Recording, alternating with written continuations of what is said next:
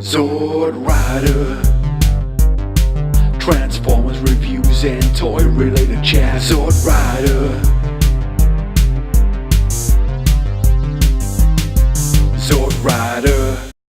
Hello everyone, it's Sword Rider here, and I'm here to talk to you about TFNation. Now, TFNation is just less than 3 weeks away, and there's one thing that we all will be doing, whether it be with small budgets or large budgets. We're all going to be walking around that little hall and buying toys, which I know it's great to meet your friends, great to meet all the great people that go there, see guests, get autographs, even see Stan Bush, but I'd say 99.9% of the people who go to TFNation will walk away with a toy in one way, shape or form.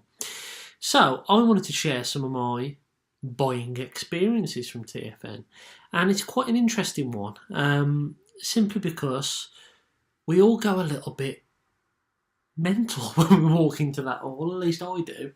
And I was flicking through Instagram the other day, and I noticed some of my previous haul pics from the last Auto Assembly, the first TFN and last year's TFN. And I thought, well, I'll do a little bit of analysis on them. And the question is, how many of our purchases from a convention actually stick in your collection? Now, when I mean stick in your collection, I mean actually stay on display, not stuck in a box, up in the loft or in storage, or indeed sold on. So, looking back, back in 2015, in the last Auto Assembly, I bought 19 robots, 19 Transformers. And out of that, 5, so almost 25% of them, are actually still in my collection today, on display, which I thought was quite interesting. So 75% of what I bought that day is either in storage or gone completely. 2016, first TFNation, went a little bit mental, bought 40 Transformers. Out of that 40 Transformers, 5 again are still on display. Rest have been sold or placed up in storage up in my loft. So only, 12%, 12.5%, something like that, of my purchases on that day I can still walk in here and see without having to climb up the loft ladder and look for a box, which I think is amazing, really. Really interesting stuff. Last year, 32 robots. 7 of them actually stayed in my collection that are still on display today. So what that means is, roughly, since I went to my first convention, I've bought 80 odd robots, and only about 20% of them actually stay in my collection on display. 80% of them, just under 80% of them, are either gone or in a box for no one to be seen. And I find that quite interesting, simply because we get overwhelmed on that day when we're walking around. We see things, we have impulse buys, and actually I think there are 6 types of purchases, and I'm going to go through those now. So the first type of purchase is what I'm going to call expected gains. These are figures that you know you want, that are in a line that you really are into, and normally they're the big toys of the year. So Combiner Wars Devastator, Triptychon, Fortress Maximus, a third party that had just been released, the new Masterpiece, whatever it might be, the toys that are just about to come out and you really, really want them, are genuinely normally your expected gains. You know what you're going to get out of it. You know if you're going to buy a Titan class figure, yeah, it's not going to have the finish of a third party or a Masterpiece, but you know what you're getting. It's expected. You walk in there, you know you're going to pay about 150 quid for a Titan class thing, and you'll walk out of it, and generally you're not really disappointed with them because you know what you're getting into when you buy them. This year's expected gain, I think, is Predaking. So I think Predaking, we're all going to walk in there. We know what Power of the Primes has bought. We know what the other Titans are like. It's an expected gain. If you walk in there, you know you're going to spend about 150 quid and you're going to get 5 big chunky robots that maybe have slightly QC issues, but they're going to form one big beast of a figure. So that's one type of purchase that I think, one of the purchase categories anyway. The next one is unexpected gains. Now this is where you go and you pick up a figure that you are not expecting to be there. And if you are expecting to be, if you do expect to see one there, it might be out your price range, or you might be too late picking it up. I think the Masterpiece Ultra Magnus, one year I wanted to pick up one of those, but it had sold. Ironhide sold.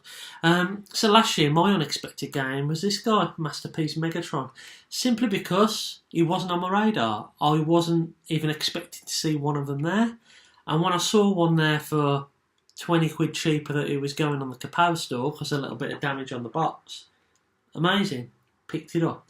It was something that I wasn't expecting, but I got it, and I was shocked to pick it up. And it can fit into all of the characters. You might see Holy Grail there, and you actually pick it up, which mine's sweet, by the way, so I might actually spot one this year.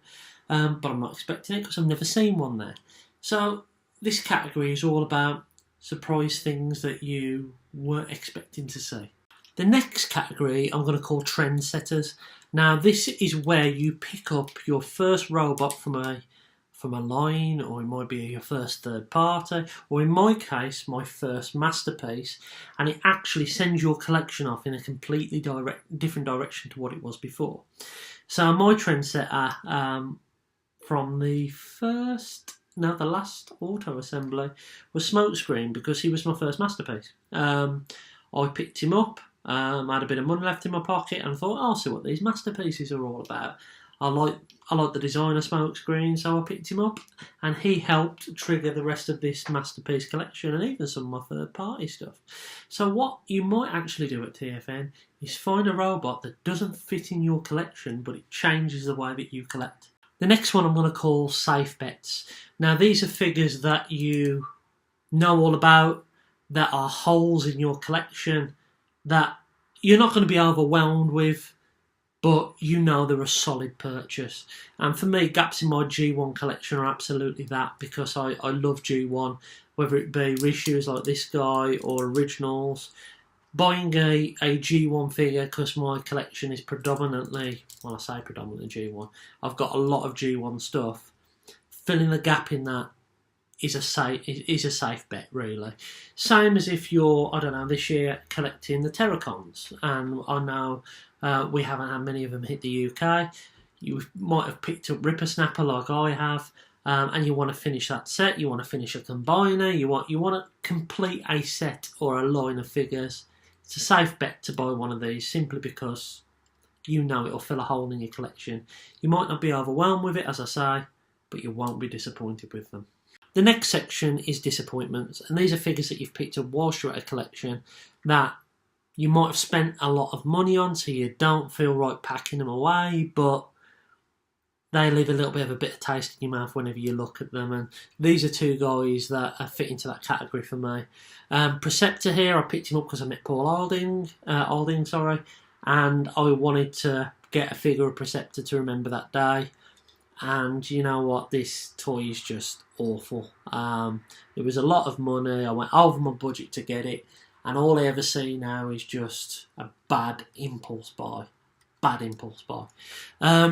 This guy, on the other hand, was one figure that I never thought I'd see, and I picked it up, and I was just a bit underwhelmed by it. He's my only third party figure not to be displayed in the glass cabinet. He's on my record shelf over there, and yeah, he's a cool figure, but he's not £80 cool. And both of these figures have left a little bit of a bitter taste in my mouth. Yeah, they're just disappointments. So the final category, I'm going to call it the lost. And these are the figures that you even can't remember buying. You don't know where you got them from, let alone that you picked them up from a convention. Things such as all the movie bots I got last year, the Human Alliance Sideswipe, the Generation Seekers from a few years previously, all of those types of figures that have just ended up in boxes or indeed sold on.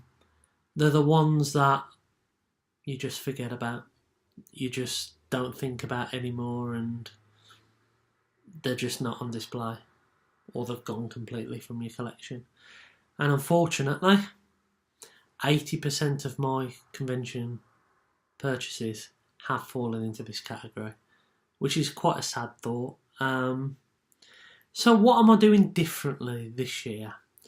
Well, I've got a budget around the same as what I've spent previous years, but I'm going to aim for more of the safe bets, more of the expected gains. So what do I mean by that? Predicting. I want predicting. I will be picking up predicting. That's fine. I will do that. And probably be the first purchase that I make. I will then be focusing on safe bets, gaps in my collection that I know I want to fill, in lines that I know what I'm going to expect to get. Nothing overwhelming, nothing underwhelming, just expected stuff. So, like I mentioned earlier, the Terracons might be something that I pick up. There is a couple of G1 figures that I want to look for. So, yeah, I hope this video makes a bit of sense. I don't want to sound like negative about TFN and convention experience, because it's amazing convention. It really is. So much to do other than buying toys. But I just think it's quite interesting that we've all been to this convention, and maybe you can do a response video to this. Tell me about your purchases. Are yours completely different? Have you still got all yours on display? Do you disagree with my categories? Do you think that actually, no, I'm talking a load of rubbish? Maybe I have analysed it, I don't know. But I just thought it was quite an interesting discussion point. So if you want to do a response, please do. Remember to like, comment and subscribe if you like the stuff that I do. If you are at TFN in a couple of weeks, I'll see you there. Really looking forward to seeing you all. And yeah, look after yourself. Have a great week. I've been Zort Rider. I'll catch you again soon.